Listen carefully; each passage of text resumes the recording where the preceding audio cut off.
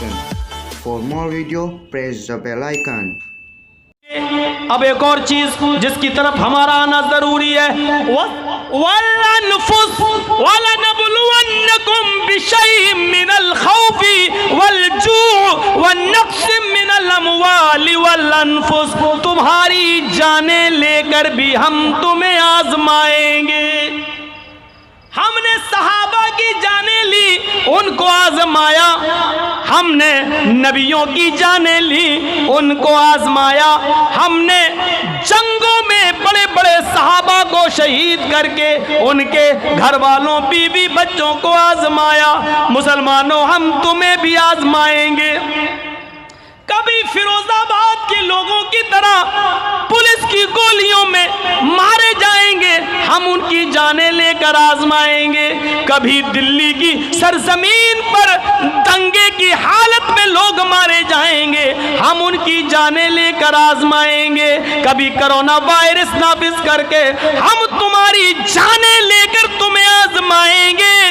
देखें मेरा कौन बंदा इतनी बड़ी मुसीबत में मेरा दरबार पकड़ता है, मुझसे फरियाद करता है, सब्र करता है या नहीं करता है, या मेरा दर छोड़कर कहीं और सलामी ठोकने लगता है। ऐसा तो नहीं, इन तमाम मुसीबतों में परेशान होकर वो वैसी बोली बोलने लगे जैसे आज मौलवी लोग अपनी परेशानी से बचने के लिए हुकूमत के तलवे चाटने लगते हैं।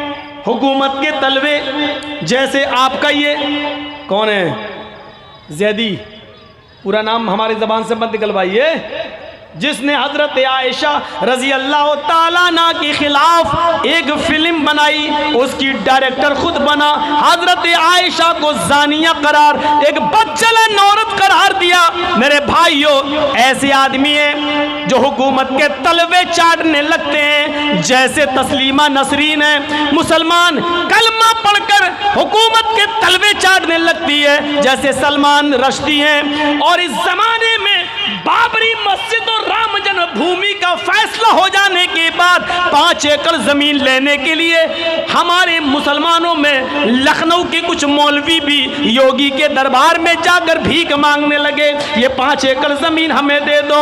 मेरे भाइयों, हम देखें कि तुम्हारी जाने लेकर तुम सब्र करते हो, मेरा ही दामन पकड़े रहते हो, या मुझे छोड़कर गैरों के तलवे चाटते हो, हुकूमत के तलवे चाटते हो, जालिमों के पास जाते हो। हम तुम्हारा इम्तिहान लेंगे, हम तुम्हें आजमाएंगे, तुम्हारे छोटे छोटे बच्चों की जाने भी हम लेंगे। देखें जानों में कि जाने के बाद तुम मेरा ही दामन पकड़ते हो, मुझसे ही फरियाद करते हो, या कहीं और। दिल्ली की शाहीन बाग की उस औरत को जर्जीस सैल्यूट करता है, सलाम करता है, जिसका 4 महीने का बच्चा सर्दी खाकर मर जाता है, उसकी तजहीज़ो तकफीन होती है। मीडिया वाले उससे पूछते हैं ये बच्चा कैसे मरा, उसने कहा ठंडी में प्रोटेस्ट पे बैठी थी, सर्दी लग गई, मर गया, अब क्या करोगी? उसने कहा मेरे और भी बच्चे हैं, हम अपने देश के संविधान को बचाने के लिए उन बच्चों को लेके दोबारा फिर प्रोटेस्ट में बैठेंगे, फिर हम जाएंगे। ऐसी औरतों को सलाम पेश करता हूं मेरे प्यारे साथियों। हम देखेंगे तुम्हारे छोटे छोटे बच्चों की जान लेकर कि तुम हमारे ही दरवाजे पर दस्तक देते हो, या मेरा दर छोड़कर जिंदे और मुर्दों के पास चले जाते हो। हम आजमाएंगे तुम्हें, हम तुम्हारा इम्तिहान लेंगे, हर हाल में हम तुम्हारी आजमाइश करेंगे।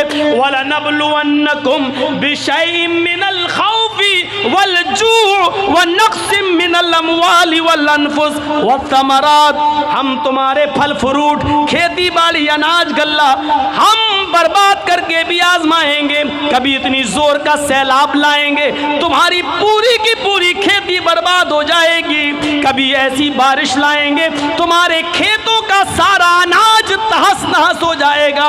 हम देखेंगे कि मेरे बंदे इन तमाम मुसीबतों में मेरा ही दामन दरवाजा खटखटाते हैं, या कहीं और। आए मोहम्मद सल्लल्लाहु अलैहि वसल्लम, इन तमाम मुसीबतों में मेरे जो बंदे सब्र कर लें, मेरे जो बंदे खुशी खुशी इन मुसीबतों को झेल लें और इस इम्तहान में पूरे उतरें, वबश्शिर साबिरीन, मेरे उन बंदों को जन्नत की बशारत दे दो, मेरे उन बंदों को जन्नत की खुशखबरी सुना दो, मेरे उन बंदों को जन्नत की खुशखबरी सुना दो। ये लीजिए, तब जन्नत मिलेगी। भारत में हमें जगह मिले ना मिले, लेकिन अल्लाह कह रहा है इन मुसीबतों में पूरा उतर जाओगे तो हम तुम्हें जन्नत में जगह जरूर देंगे। सोचिए, यह आजमाइश है हमारे ऊपर, आजमाइश। नबियों को, रसूलों, सबको आजमाया। इब्राहिम अलैहिस्सलाम पर नजर डालो, उनको आजमाया। अपनी बस्ती ऊर छोड़ते हैं, अपना मुल्क इराक छोड़ते हैं, अपनी बस्ती छोड़ते हैं, अपना मुल्क छोड़ते हैं, अपनी बीवी सारा के साथ मुल्क शाम में दाखिल होते हैं। बादशाह की नजर सारा के हुस्न जमाल पे पड़ती है, वो उनसे बदकारी की नीयत से आगे बढ़ता है, नाकाम होता है। दोबारा शैतान ने फिर बहकाया, फिर नाकाम होता है। तीसरी बार बहकाया, नाकाम होता है। उसने फिर देख लिया ये नेक आदमी है इब्राहिम, उनकी बीवी पर हम गलत नजर भी नहीं डाल सकते, छूना तो बहुत दूर की बात। उसने गिफ्ट दे दिया अपनी एक खूबसूरत हसीन और जमील लड़की, बेटी या बहन या कनीज, उसने हजरत इब्राहिम सारा को गिफ्ट कर दिया। हजरत सारा ने इस खादिमा को हजरत इब्राहिम को दे दिया। हजरत इब्राहिम ने उनको आजाद करके उनको अपनी ज़ौजियत में अपनी बीवी बना लिया। जानते हो, जो उस बादशाह ने जिसने इब्राहिम की पहली बीवी सारा पर गलत नजर डाली, उस बादशाह ने जो लड़की इब्राहिम अलैहिस्सलाम को दी उसका नाम हाजरा था। अल्लाह ने उसी हाजरा से हजरत इब्राहिम को एक बेटा दिया, जो बेटा इस्माइल के नाम से जाना जाता है। यहाँ हाजरा से बेटा पैदा होता है, उधर हुक्म होता है अपनी बीवी हाजरा को और बेटे को एक बियाबान जंगल में छोड़ दो। इब्राहिम अपनी बीवी हाजरा को लेकर मैदान मिना में जाते हैं। इब्राहिम, यहाँ हम कहाँ गए? यहाँ तो दूर दूर तक दरख्तों का पता नहीं है, चिड़ियों का पता नहीं है, दूर दूर तक आबादी का पता नहीं है, हम यहाँ रहेंगे। इब्राहिम ने कहा हम नहीं, सिर्फ तुम यहाँ अकेली रहोगी। इब्राहिम, ये क्या कह रहे हो? जाने लगे, मेरे शौहर मुझे इस बियाबान जंगल में अकेले छोड़ के जा रहे हो। कोई जवाब नहीं देते। अपने बेटे इस्माइल को जमीन पर लिटाती है, इब्राहिम का पीछा करती है, पीछे से कुर्ता खींचती है। इब्राहिम, हक ज़ौजियत में क्या आपने मुझे ना अहल पाया?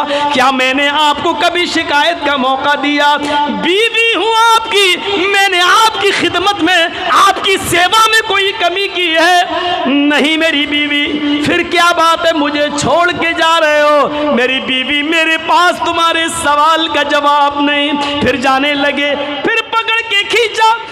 इब्राहिम, जा रहे हो, लेकिन मेरा कसूर बताओ कि मुझे अकेले क्यों छोड़ रहे हो? मेरी बीवी, मेरे पास इसका भी जवाब नहीं। फिर हाथ झटका, फिर जाने लगे। बीवी ने फिर खींचा, इस्माइल कहाँ रहेगा? यही। मैं कहाँ रहूंगी? यही। तुम कहाँ रहोगे? पता नहीं, पता नहीं। कब आओगे? ये भी पता नहीं। कल आ जाओगे? नहीं। बीवी, कब आओगे? इब्राहिम, एक दिन भी लग सकता है, एक हफ्ता भी लग सकता है, एक महीना भी लग सकता है, एक साल भी लग सकता है, ये भी हो सकता है कि ना आऊं। बीवी, मैं यहाँ अकेली, जब भी तुम आओगे मैं अपनी इज्जत व आबरू को कैसे बचा पाऊंगी?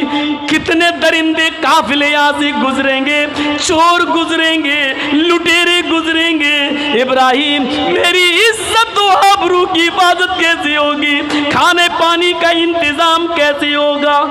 इब्राहिम कहते हैं, हाजरा, मेरे पास तेरे सवाल का भी जवाब नहीं है। फिर आगे बढ़े, उसने फिर खींचा और अपने गले से लगाते हुए कहा, जा रहे हो तो जाओ, लेकिन इतना बताओ अपनी बीवी को किसके सुपुर्द करके जा रहे हो? जब आओगे तो मुझे पाओगे या नहीं? मुझे किसके हवाले करके जा रहे हो? इला कुरान ने हाजरा के उस लफ्ज को रिकॉर्ड कर लिया, इला मन ततरुकुना, इब्राहिम इतना बताओ कि मुझे किसके हवाले करके जा रहे हो। इब्राहिम अलैहिस्सलाम ने अब बीवी की आंखों में आंखें डाली, फरमाया बीवी अब तूने सवाल सही किया, मुझे किसके सुपुर्द करके जा रहे हो? तो सुन, इल्लल्लाह, मैंने तुझे और इस बच्चे को अल्लाह के सुपुर्द कर दिया है, अल्लाह के हवाले कर दिया है। बीवी मुस्कुराई, कहती अब जहां जाना हो आराम से चले जाओ, अब आपने मुझे उस जात के सुपुर्द कर दिया है जो अब तक मुझे बचाता रहा, मेरी हिफाजत करता रहा, आगे भी करेगा। इज़न ला युज़ीउनल्लाहु अबदा, मेरा रब हमें ज़ाय नहीं करेगा, मेरा रब हमें बर्बाद नहीं करेगा। क्यों डरते हो सीए से, क्यों डरते हो एनआरसी से, क्यों डरते हो एनपीआर से?